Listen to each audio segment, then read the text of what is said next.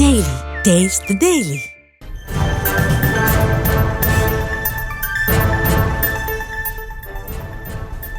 அண்மை செய்தியை பார்த்து வருகிறோம். சாதி மத அடிப்படையில் அரசியல்வாதிகள் தேர்தலை சந்திக்கும் நடைமுறையில் மாற்றம் வரும் என்று சென்னை உயர்நீதிமன்றம் நம்பிக்கை தெரிவித்திருக்கிறது. இது குறித்தான விவரங்களோடு இணைகிறார் எமது செய்தியாளர் மதியழகன். இந்த வழக்கு குறித்தான விவரங்கள்.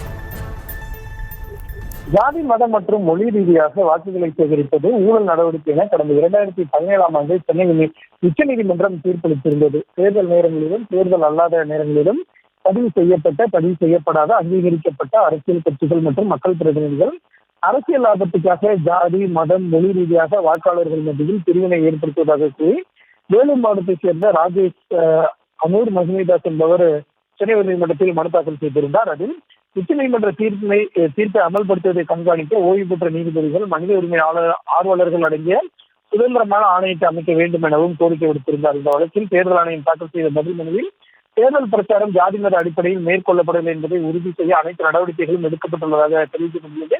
தேர்தல் ஆணையத்தின் பதில் மனுவை பதிவு செய்து கொண்டு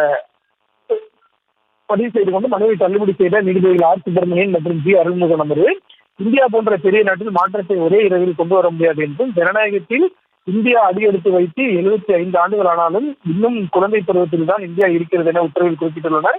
இந்த மாற்றங்கள் ஏற்பட இன்னும் சில காலம் ஆகும் எனவும், குடிமக்களும் அரசியல்வாதிகளும் சாதி மத அடிப்படையில் தேர்தலில் போட்டியிட மாட்டார்கள் என்று நம்பிக்கை தெரிவித்தனர். விவரங்களுக்கு நன்றி மதியழகன். Taste the Daily.